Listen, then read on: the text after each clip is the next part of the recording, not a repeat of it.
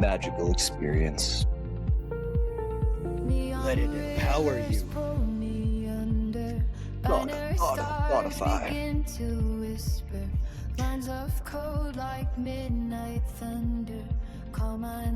Let the experience overwhelm you.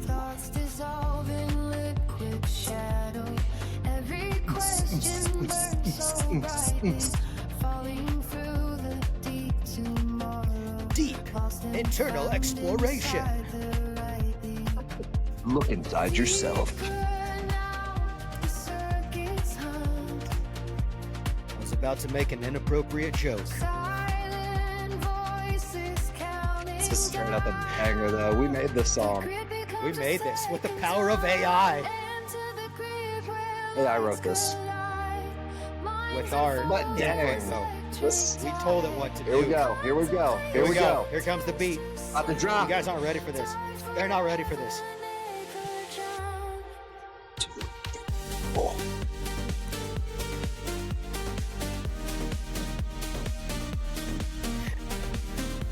Be empowered. You can do it.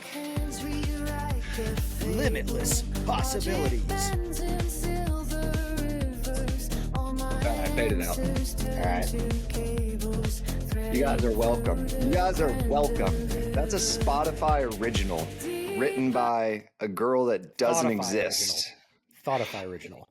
Did I just say Spotify? Spotify.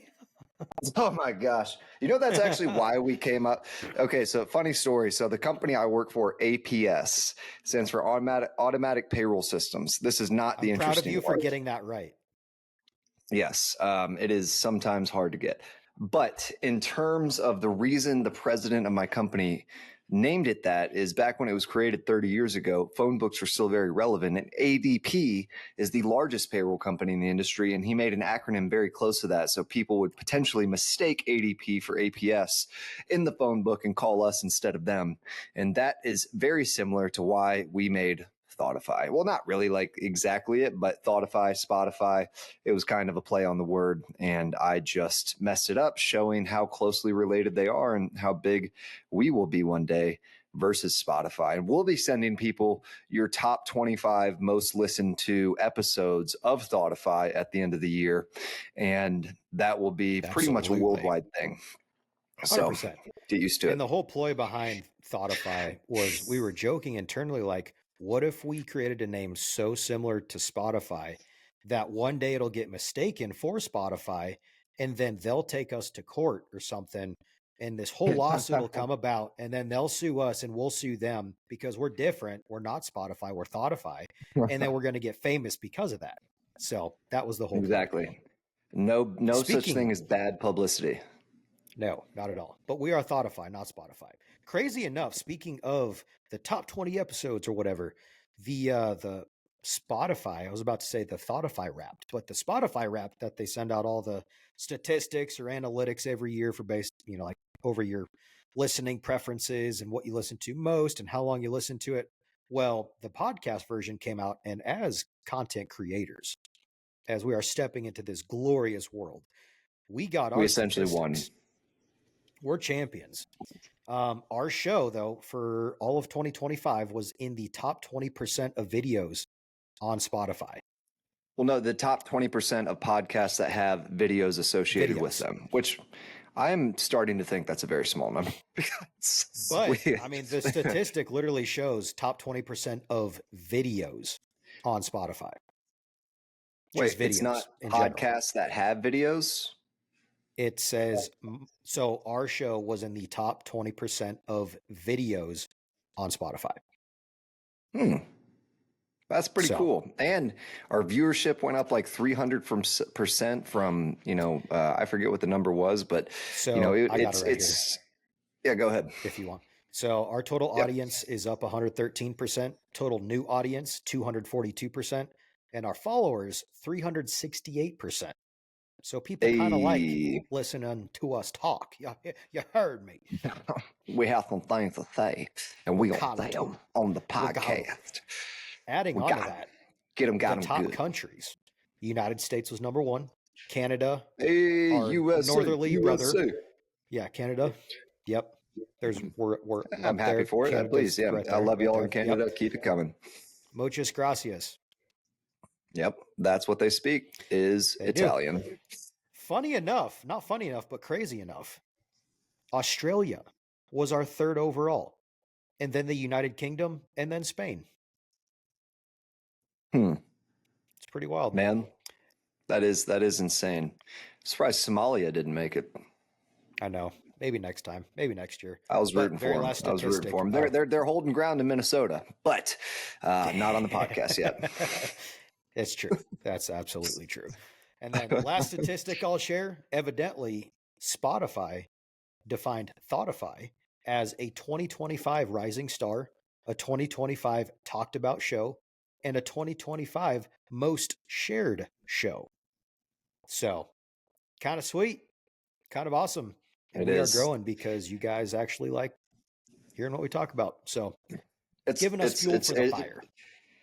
No matter no matter what the growth looks like, it's so cool to see the growth. And to anyone that's been a part of that, anyone that's listened consistently, listened to one episode, any new person that's interacted with it, even the people that have gone online to our clips and told us to shut up and stop creating content, shout out to you guys because you were part of that. 100%. Like that one dude specific, and I think you were referencing him just now, but Yeah, shut what up, did he you're say just again? I riffing. forget. You're No, just no, no, no, riffing. no, no. There was another dude. There was another dude that said, just stop making content or something like that. Yeah, he was a bonus point guy. Yeah. That was more because I mean, I don't, we then created a sweatshirt that said, just shut up and riff based off that dude's comment.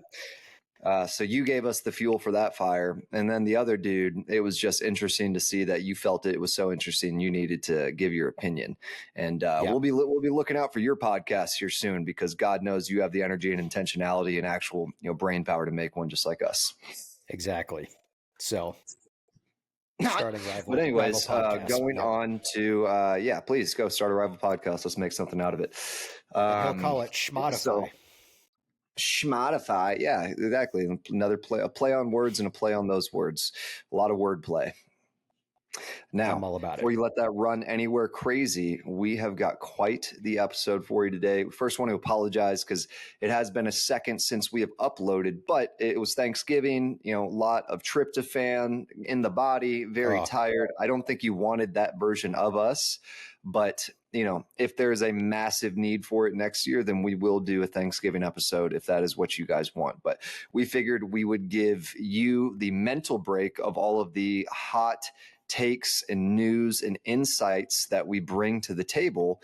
And that would prep you guys for being able to take in what we're going to talk about today. Which is nothing. I forgot. This is a silence episode.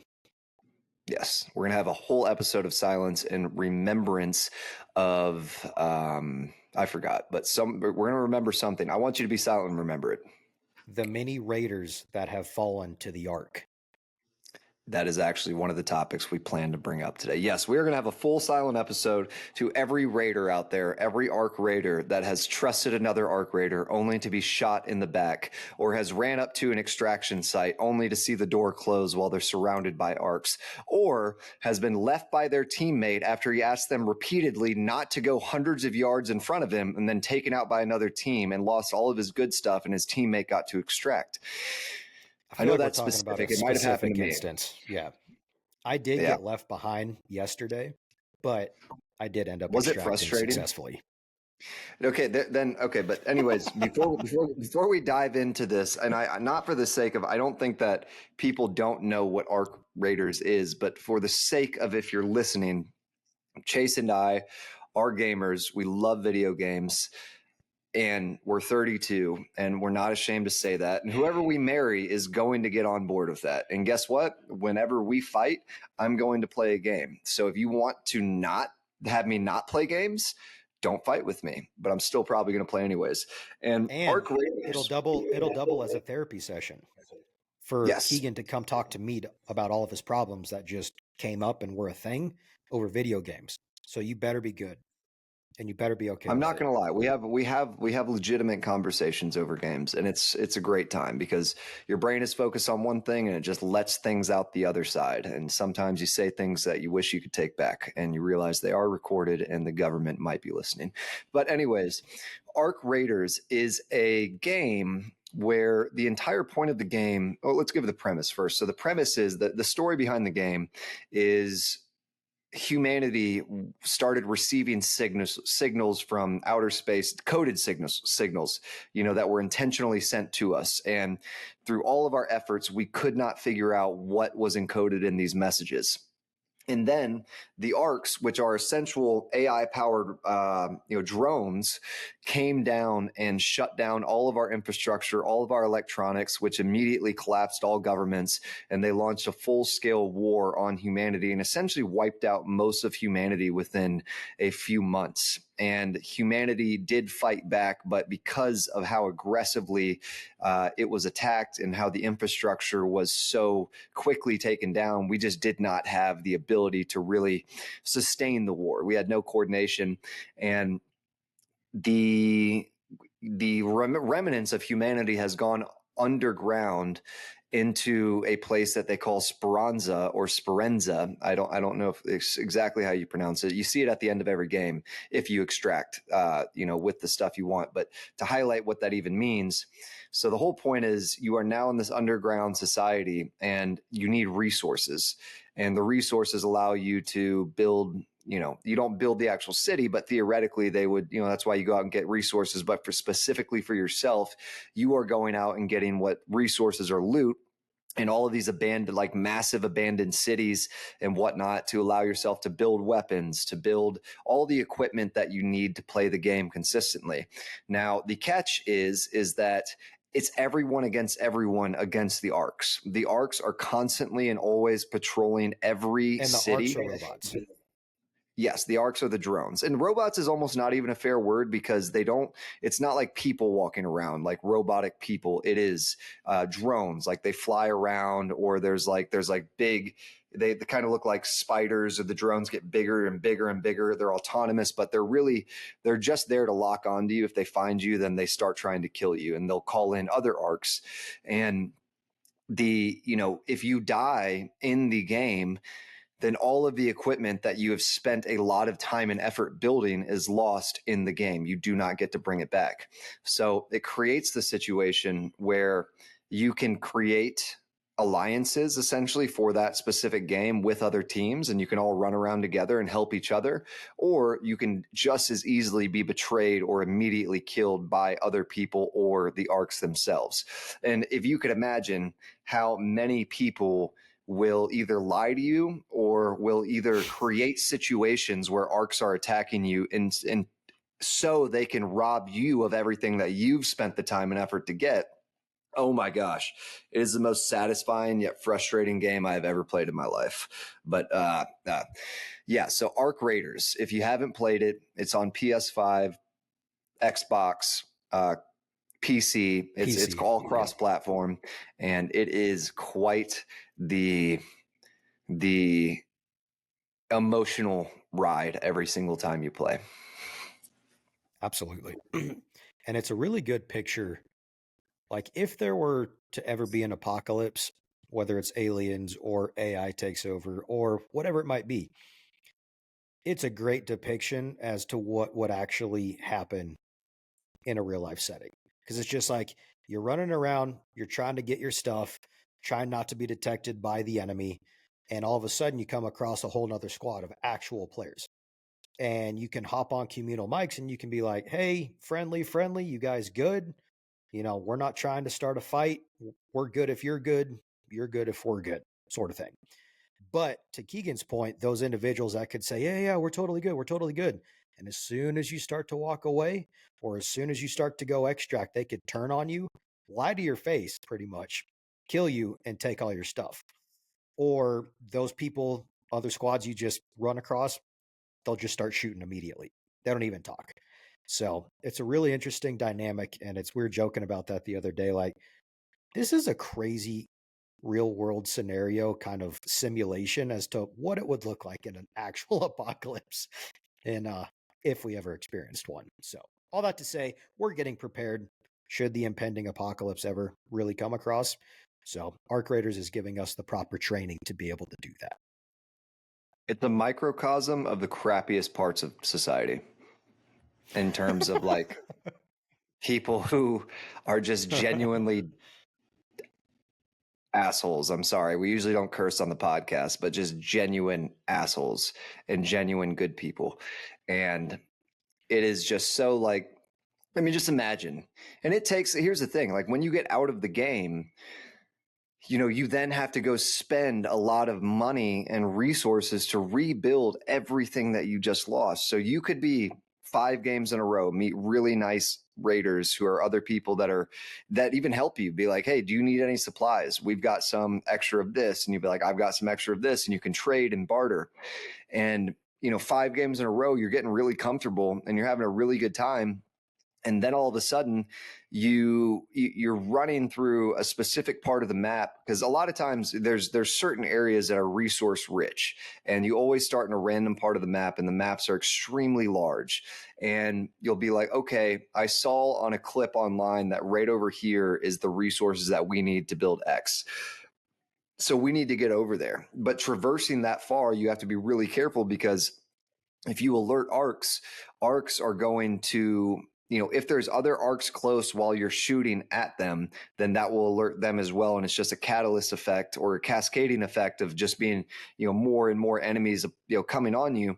And you just don't have the thing about these weapons that you build, they're just not very efficient. They're not very strong. They even look in the game very rudimentary, very rusted. Like you can tell they're put together from a lot of spare parts. So you don't have like show-stopping weapons except for when you get like very advanced at the game. And even then, ammo is extremely scarce, and you've got to be very careful about how much you shoot at certain targets. And it's just, you know, you can't waste all of your ammo on one fight. You've really got to, you know, sparse it out, or, you know, I think that's the right word, or, you know, just, you know, make sure that it lasts the entire game. And so you can be in this situation where you're running across the map, and all of a sudden you alert a Rocketeer, which is a very high powered drone that shoots rockets at you, and it just destroys you.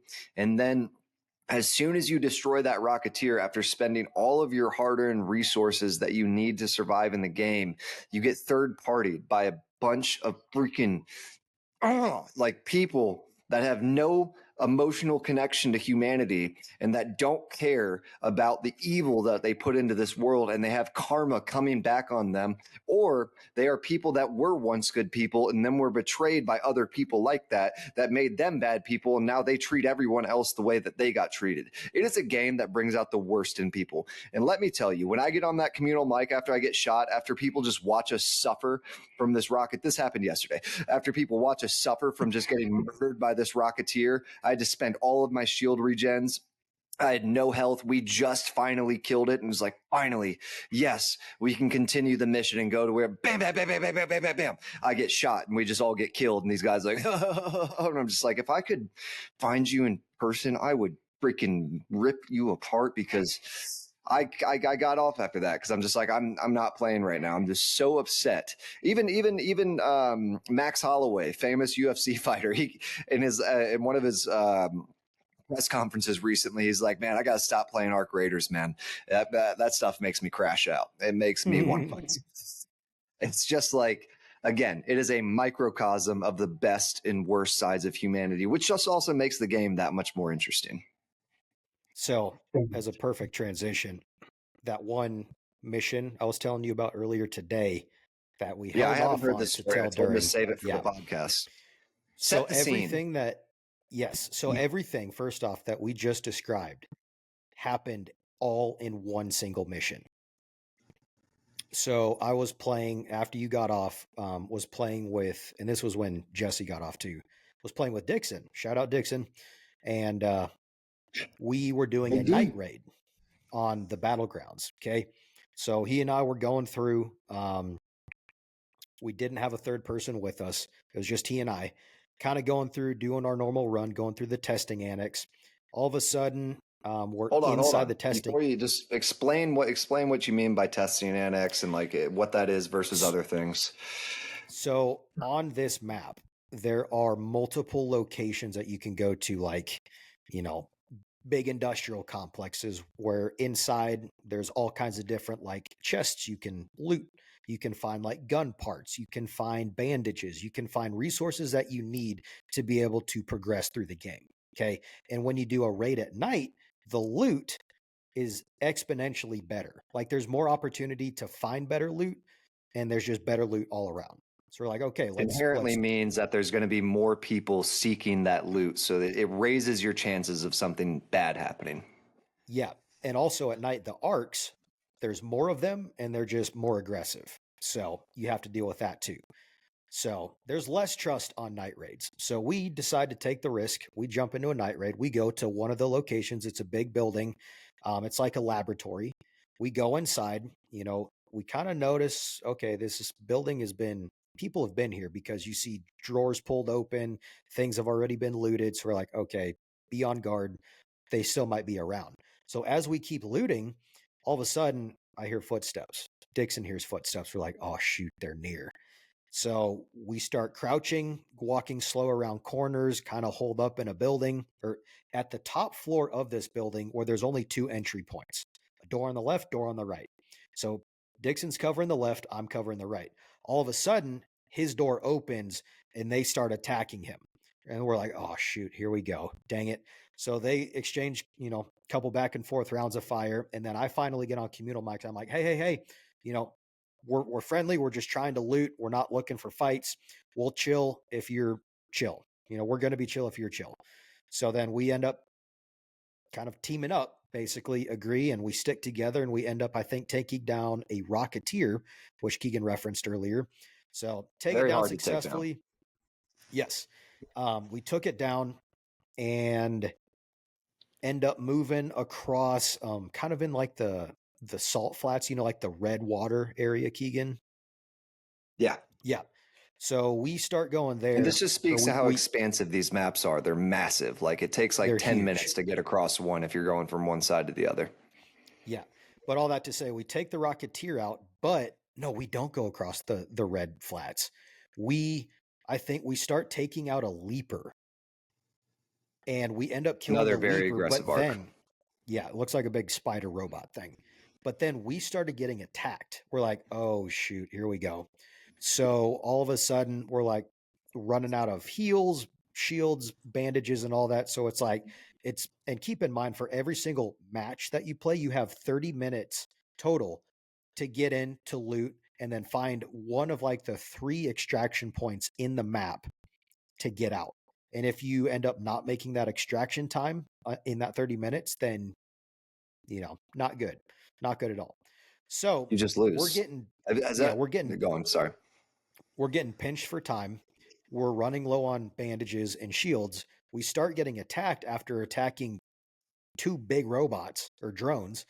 And all of a sudden, we decide to divert. We go down from the testing annex through this rocky path, and we're scaling this big concrete wall to go into another big facility. We're like, okay, we got to escape these guys. So we decide to get up in a big drainage culvert, basically, that takes you by the water treatment plant, the tower. Once you go inside that sewage drain, basically, there's like a zip Mhm. line. So we're like, okay, as soon as we crawl up into that drainage thing, these guys are following us. So they're pinching us from behind. So everyone climbs up. We're booking it straight to the zip line. We get to the zip line. Well, lo and behold, we get up there. There's guys cutting off that entry.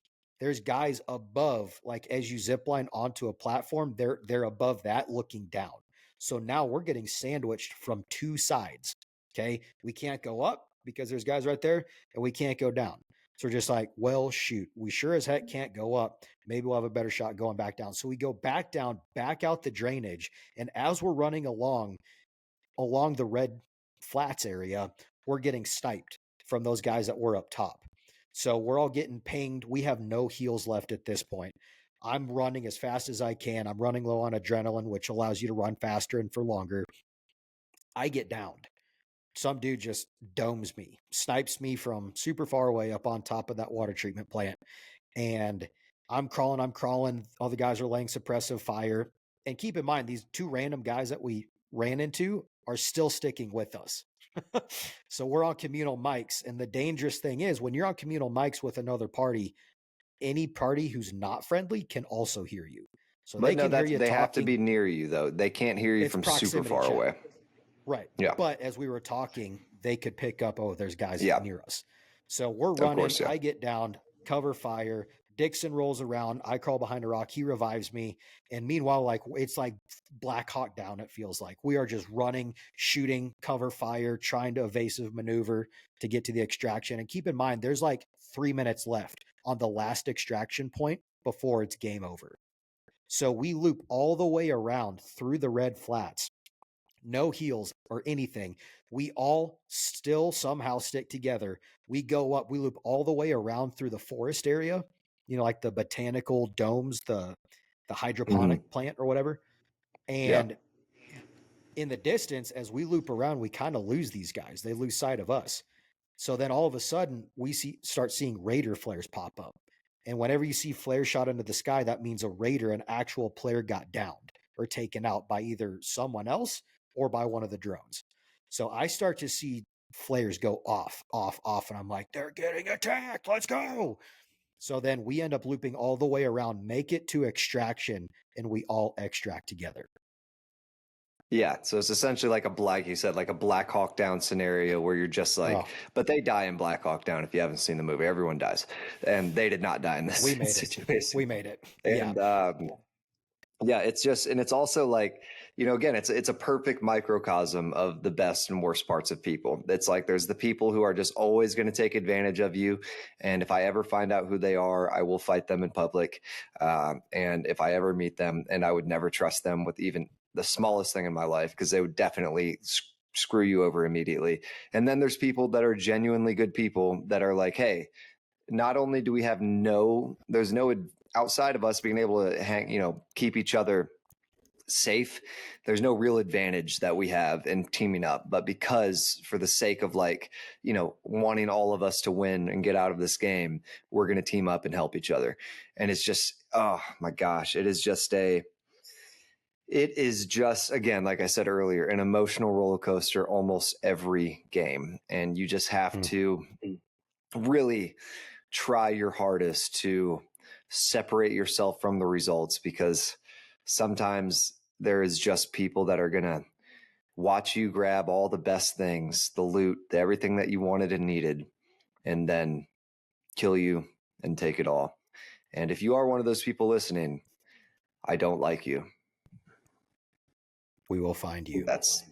Yeah, I hope I do one day, because I will probably not. I don't want to go to jail, but I will do. I'll say some strong words, and maybe that might progress into something else. But it's oh my gosh, it is a game that it drags you in very quickly, because there's how do you say it? Like not illusion, but like you can go out and get so much stuff that like you can then replenish yourself and, sell stuff and get the money back and get the weapons back that you need. But in an instant, you can also just lose all of that. It's kind of like it's like when it's the equivalent feeling to when you look at a paycheck and you realize how much the government takes out of it. And you're just like, I didn't need to be punched in the gut like that today. But that might happen 7 times in 1 hour. Or you could have 7 successful raids with some really great guys. And it just turns into like, hey, I love this game. But unlike last night, you can also go, I hate this game and I don't want to play until like an hour later when I feel like I need to get back on and get a game in. Yep. Pretty much. Yeah. It's pretty exciting. It is. It is it's a fun game.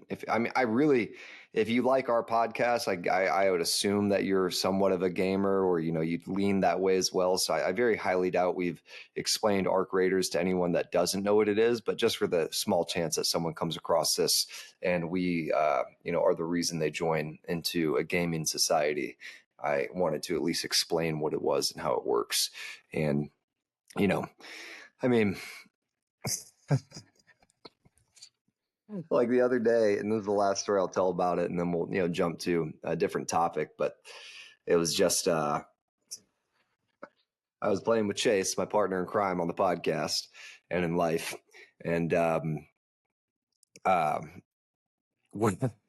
we say, like, there's a lot of times where you'll come up to an extraction point and you'll team up with someone just for the sake of extracting. Like, they're attracting a lot of arcs, you're attracting a lot of arcs. Everyone needs to get out, and we're all being attacked heavily. There's no use in everyone attacking each other, even if you are the people that would normally do it, because if you start attacking and take your attention off the arcs, you're going to get killed. And there was a jumper, which he had explained earlier, looks like a really big spider. Like, it's four legs Leaper. connected to what looks like a big, a leaper. It's four legs connected to what looks like a big eyeball. And that eyeball has weapons in it that it will shoot at you and kill you very, very quickly. But the harder they are to beat, the better loot that they have you can take from them to build stuff and sell.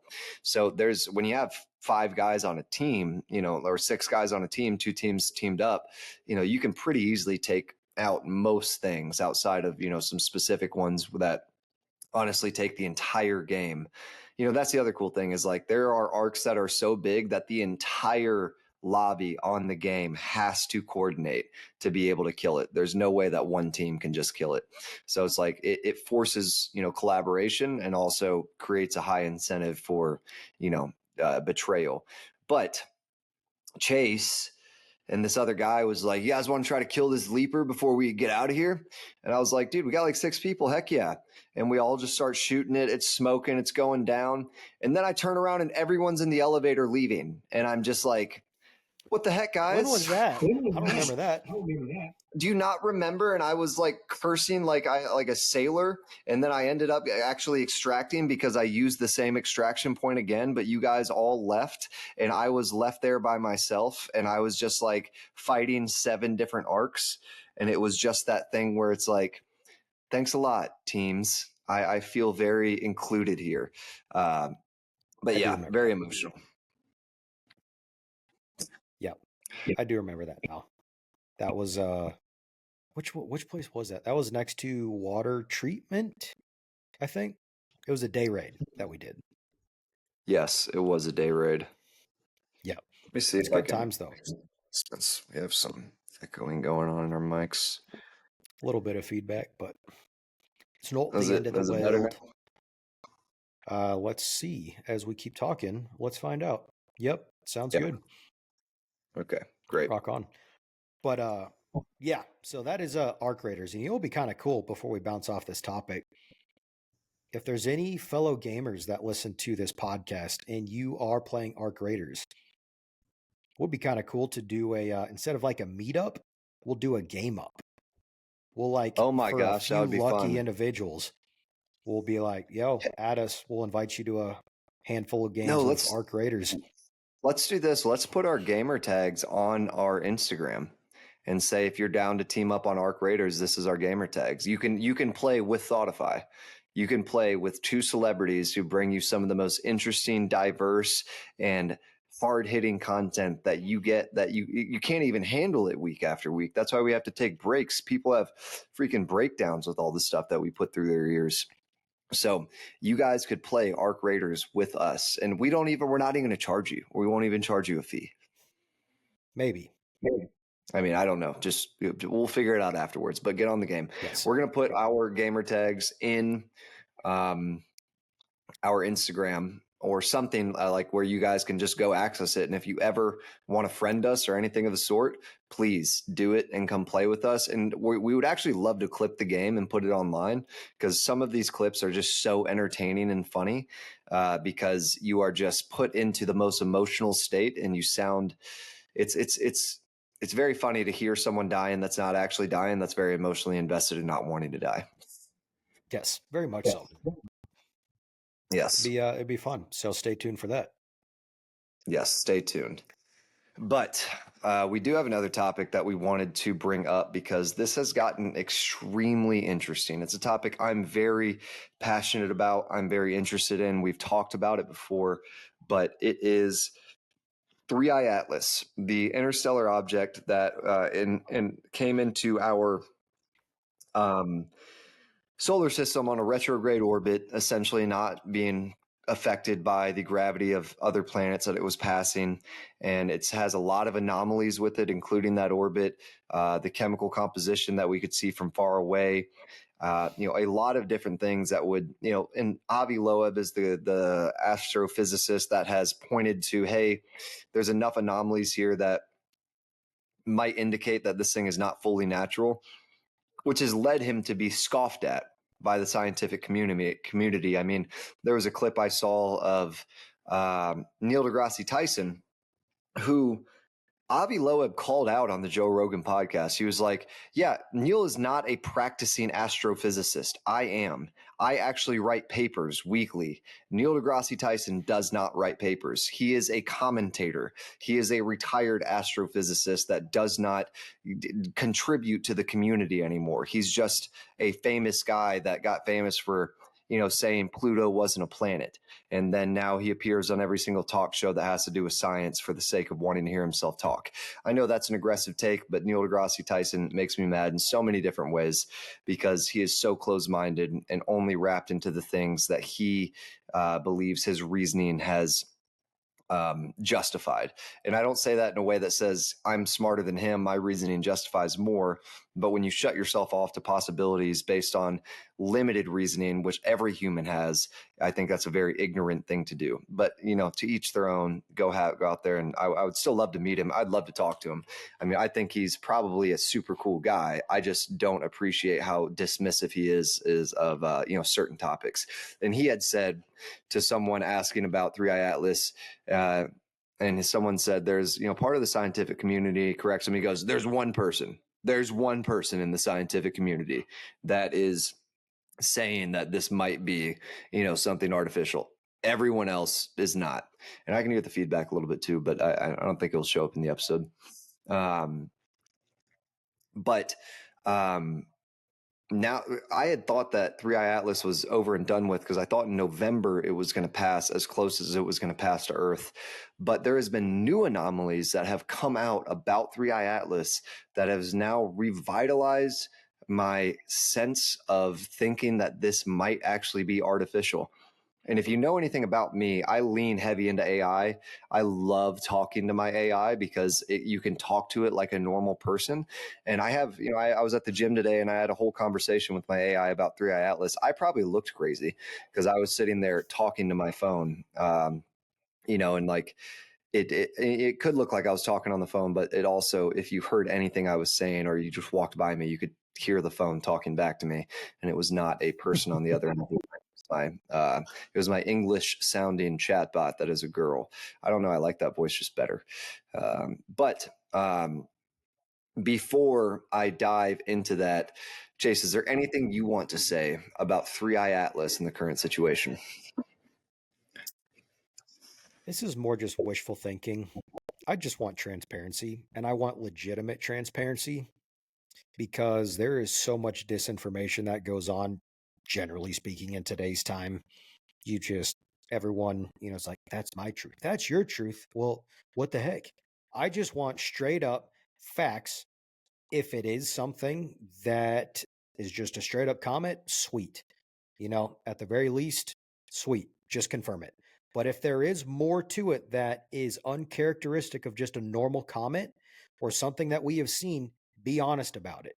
I don't understand the secrecy as to why we would want to keep stuff like that just so suppressed and so way down and hidden from not even the American public, just society as a whole. I think we deserve to know if there is something uncharacteristic flying around that is getting ready to pass Earth, especially here in a couple weeks. We've got the right to know about it.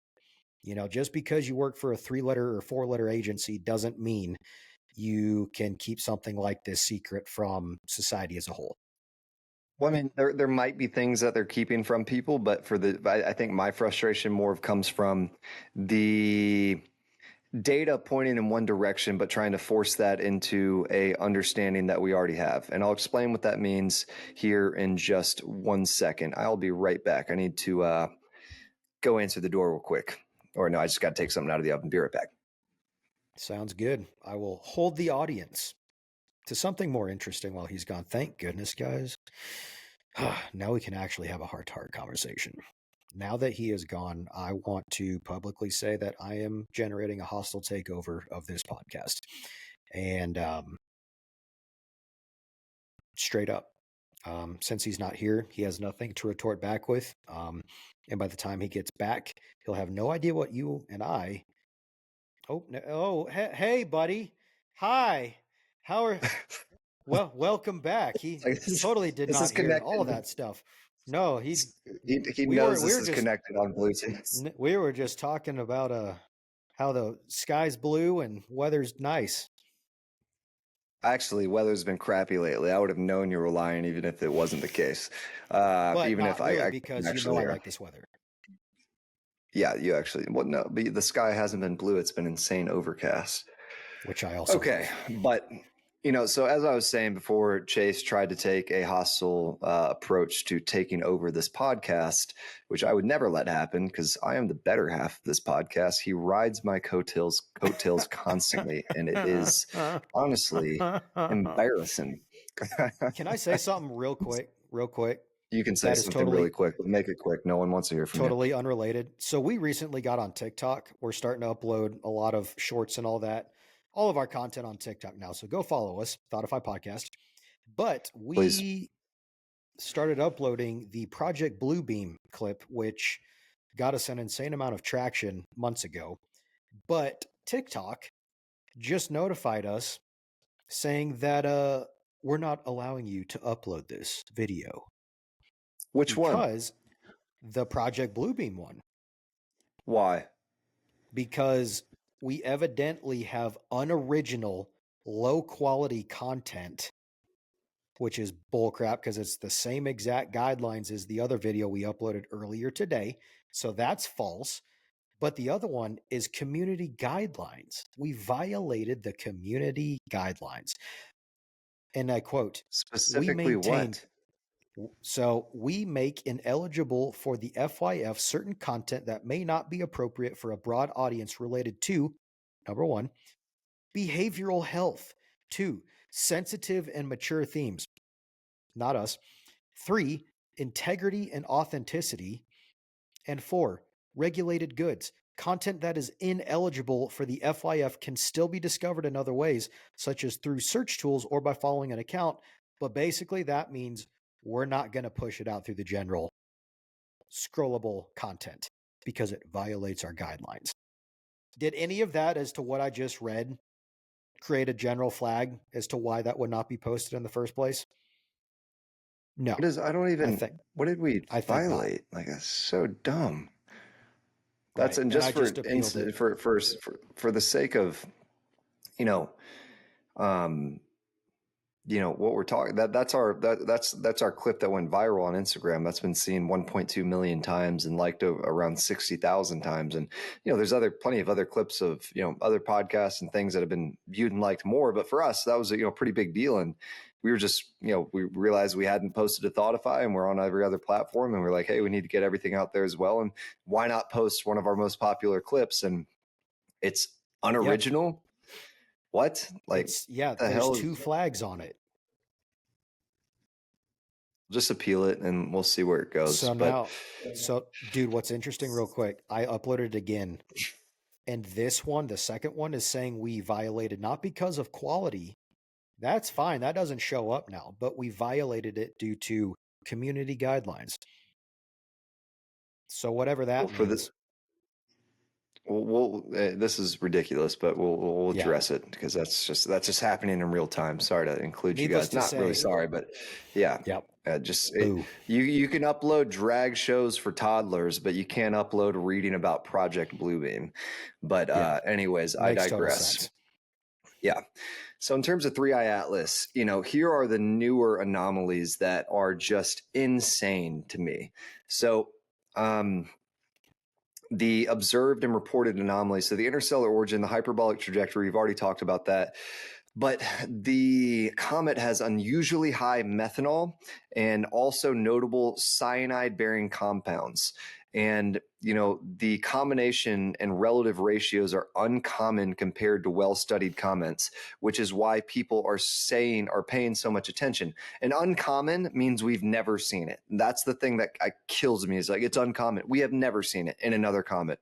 And the other thing is, comets due to the outgassing and rotation of a comet, have periodic brightening because the comet is spinning, or, as it's moving through space, and the outgassing can change the light reflecting off of it based off of what side is reflecting light towards us, and it can dim and brighten. We have seen that in other comets. But in this specific comet, we have seen a perfect 16.6 hour scale of brightening and dimming, essentially like a heartbeat, which is something that Avi Loeb had pointed out. And that has never been seen in a comet before. Again, we have seen comets that have changed in brightness, but we have never seen one act in this specific way where it's on such a perfect cadence. And if you think about a comet outgassing in general, it's going to be volatile, and there's no reason that it should ever act in a specific cadence. There would have to be that would either indicate such a massive amount of the outgassing that it would constantly have for a long time be able to be on that cadence, or it would indicate that maybe there's something we don't actually know about this that is extremely interesting. And, compared to other comets, what's interesting about 3I Atlas, again, is the regularity and stability of this pattern combined with this interstellar origin. And it's not that the periodic light curves are brand new, but this particular package of interstellar plus odd chemistry plus regular heartbeat is extremely unusual. Most astronomers are interested in actively watching it, defaulting to natural explanations: rotation, outgassing, thermal processing, and formation in non-solar environment. Oh my gosh. Like, the thing that kills me here is not only... So just for the sake of not having to read you guys all of the bullet points, because I had like a 30-minute conversation at the gym. Again, I probably looked crazy, but I was asking my chatbot, I said, this is kind of like finding a cosmic Gatorade, in terms of, if I was not from Earth and I found a Gatorade on the ground and I had the ability to fully understand its contents, it would definitely lead me to say that this was clearly not made in a random puddle. This was intentionally made. These things don't naturally, in any way, shape, or form, come together ever. And that is exactly what we are looking at with 3I Atlas. There is no model of solar systems, or the way we understand that stars are made, or the way we understand that comets are made, that would lead to a comet outgassing with methanol and cyanide. And I even asked, again, maybe the AI is playing into my biases, but I asked it specifically. I said, please do not ignore my biases, because I would ideally want this to be something artificial. And I'll read you guys this. So I asked it, natural versus artificial. I said, a theoretical gun to your head, what do you think in terms of, if you saw a chemical composition like this, like if you found a cosmic Gatorade, would you say that this is more likely a created chemical composition, or more likely a natural happening chemical composition? And it said, the recipe and regularity are more like a designed system than a random chunk of rock and ice. The combination of interstellar origin, odd chemistry, and very regular modulation feel more like a purpose-built object or non-standard process than just a quote-unquote weird comet. That's AI that has access to way more data than any of our brains can process, saying that if it was up to me, I would say that this is leaning towards something extraordinary versus being naturally explainable. And I asked it, can we reverse engineer this chemistry to say that, like, is there a way for something to create this chemistry, like based on what we understand of the periodic table and the progressional chemical reactions that lead from one to the other and create materials in the world, or in the universe? Could we backtrack this and make it make sense? So let's see. where did I find it? So can we back? So you asked whether, with our understanding of chemistry and modern tools, can we build a credible chain of reactions from protostellar material, disk, comet that yields these exact ratios? If yes, stronger than obviously it's a stronger case. It's weird, but a natural outcome. If no, extremely contrived, stronger argument that it's either from a very exotic natural environment we haven't modeled well, or not natural at all. And you are, let's see. Hold on. Let me ask it to give me the answer. What was the answer on whether or not it could be naturally traced back in regards to how we understand chemical composition and reactions and progressional creation? Give me 1 second. And because this was, I asked it essentially to make all these into bullet points for us so I could easily go through these. But, all of this to say that I'm just so frustrated that the scientific community, and Avi Loeb put it really well. He's like, it's like you're looking at a giraffe and they're like, no, that's an elephant. So instead of examining whether or not this is something new or something that we should really, examine as, a possible anomaly, they're trying to fit it into a model that where it doesn't naturally fit.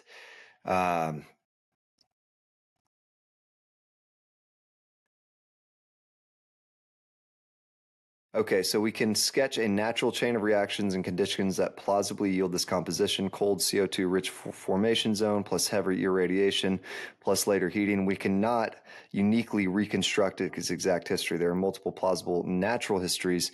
Crucially, no one has shown that its chemistry requires new physics, new elements, or artificial assembly. It's extreme, but it lives. Right now, 3i Atlas looks less like Mountain Dews with artificial dye and caffeine, and very much strange but still naturally brewable drink. Oh man, I think it's the AI's turning on me. But regardless, It's starting. He's asking too many specific questions. Too many questions.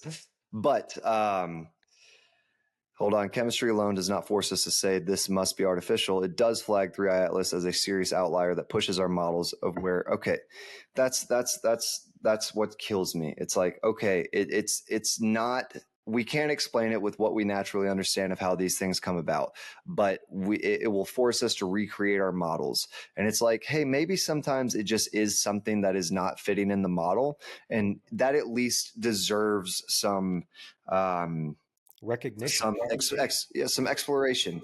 And that's the part that really bothers me, is like, I get it, most things are mundane and they end up being natural, and the odds are so will 3i Atlas. 3i Atlas will most likely be in mundane and being a natural thing. It will pass right by Earth.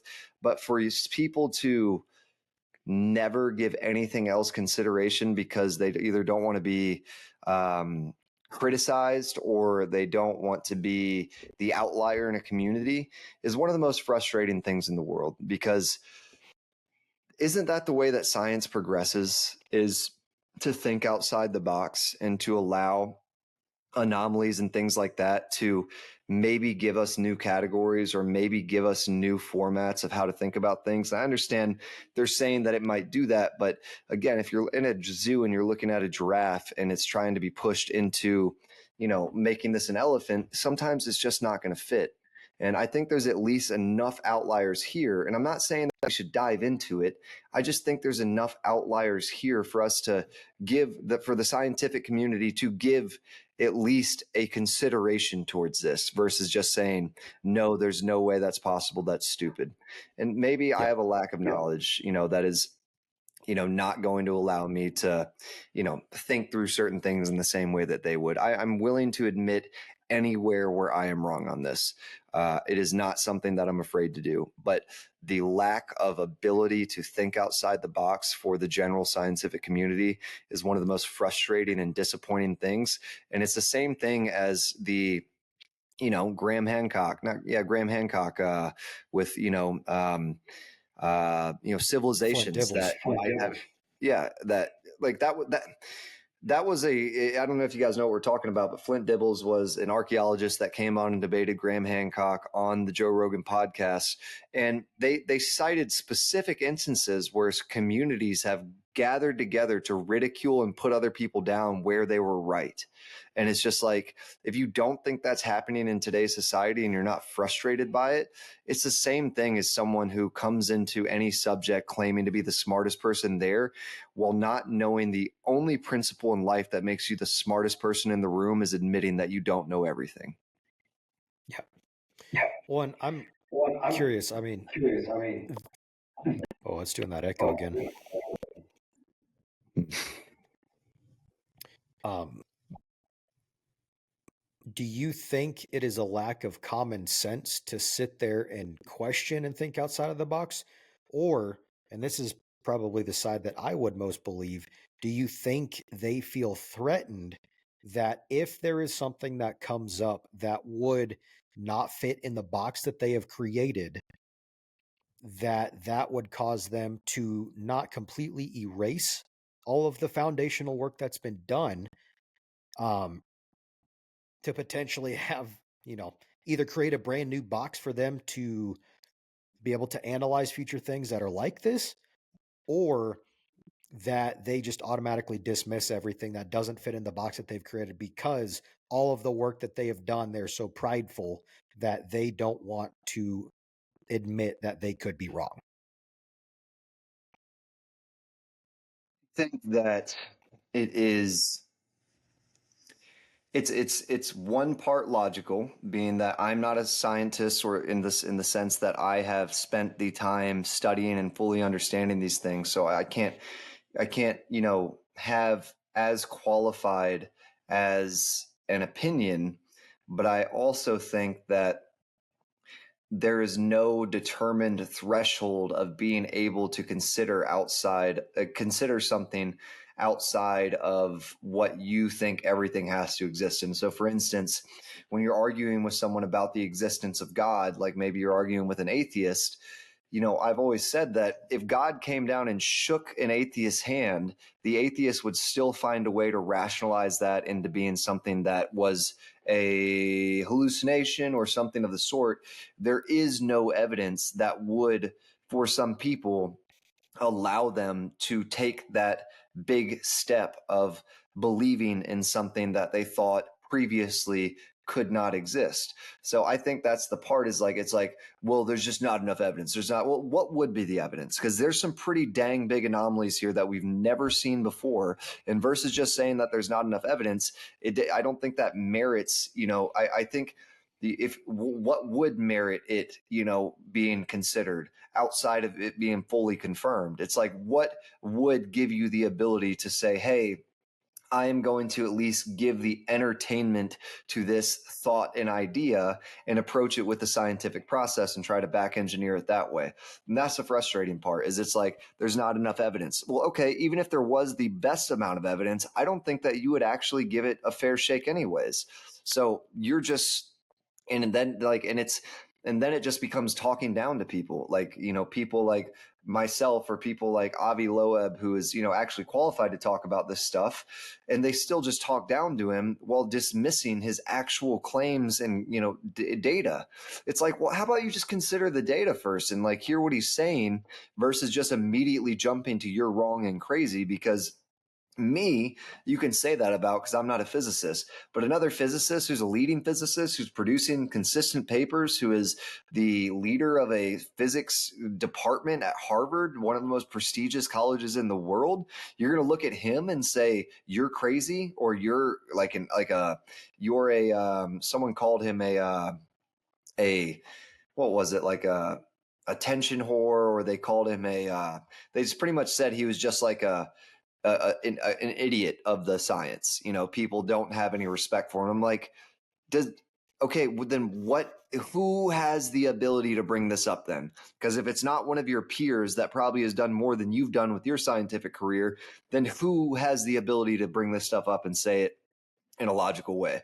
Because you are demanding that the evidence has to be strong enough without demanding what evidence there would need to be or how much there would have to be. And it's just this movable fence post, no matter where it goes, that only favors what you want to believe. And I'd say that's the most frustrating thing in the world. Yeah. One, it's an interesting caveat or conundrum that in today's time, any other perspective that tends to go against the grain of the one most commonly accepted, if that perspective gets so aggressively attacked, I'm almost at the point, personally speaking, like, well, if it's getting this aggressively attacked, what if there's something to it? That they're attacking it that much because it's threatening the mainstream perspective that much. And we've seen various things across all kinds of topics where, to your Graham Hancock point, to, any other point that you might bring up, that more times than not, and we can refer back to Göbekli Tepe too, regarding all of the controversy that was fluttering around that thing about how excavation got shut down due to trees. Like some of the most pivotal archaeological discoveries that is arguably what the oldest known structure that we have ever found on this entire planet. The excavation gets shut down because we have to protect trees. And like any other thing that comes up to potentially contradict the mainstream, I'm almost at the point to summarize. I would tend to put more credence to that point because the general establishment wants to suppress and condemn and keep things quiet. And it's crazy as time has gone on, like you sit there and ask yourself, okay, everything that we've ever been taught, there's a lot of unknown history that's out there, like we talked in the last couple episodes with the Library of Alexandria, with all kinds of lost history that's been burned and destroyed over the years. Who's to say there isn't some extra history that we have no idea about? And because what we've been taught has been the mainstream, any other topic that comes up that could put forth a different idea or context or concept gets aggressively attacked because it's just like, no, that's not right. You need to believe this. Does that make any If sense? it doesn't fit the narrative, 100%. Essentially, if it doesn't fit the narrative, then they all gang together and attack someone and try to make them or make up an excuse as to why it can't be explored, like you said, the trees or something of the sort. And it's like, if you think that the leaders in every thought tank know everything about it and are always going to be right about every single narrative, then that's just ignorant. It's just ignorant. We don't know everything. No one does. We have pieces of information that we can piece together and make our best guesses. And there are people that we lean on to have those guesses be as strong as possible. That does not make them right. And yes, more than likely, they're going to be right more often than someone like myself. But there are going to be times when everyone gets it wrong. And there are reasons to look into things to see if this is one of those times. And there's enough anomalies with this specific situation that doesn't fit into any known model of how we ever understood a comet to ever be created and how it's moving and how it's brightening and dimming and the trajectory that it's on, the chemical composition. Like it at least deserves a conversation. And that is the most frustrating thing in the world. And if I had the tenacity in me and I didn't work in sales and it took up all my time, energy, and emotion, I would go back to school and become a physicist and fight people with my fists. I would be a physicist that would beat up other physicists for talking down to me. He's a fisticist. I'm also a pacifist, meaning I will pass this fist right across your face, so be careful. New t-shirt. New t-shirt. Fisticist. And we'll have a picture of a fist. I don't know if we should do that. That one might be taken wrong. A fisticist.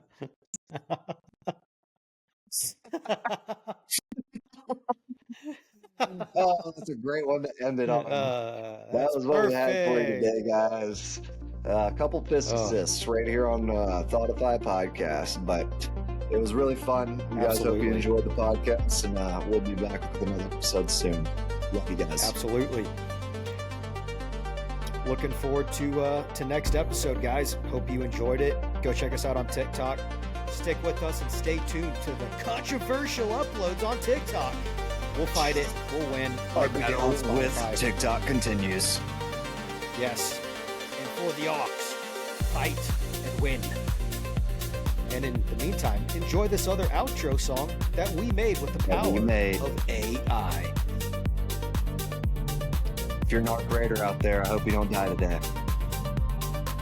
We believe in you. Team up.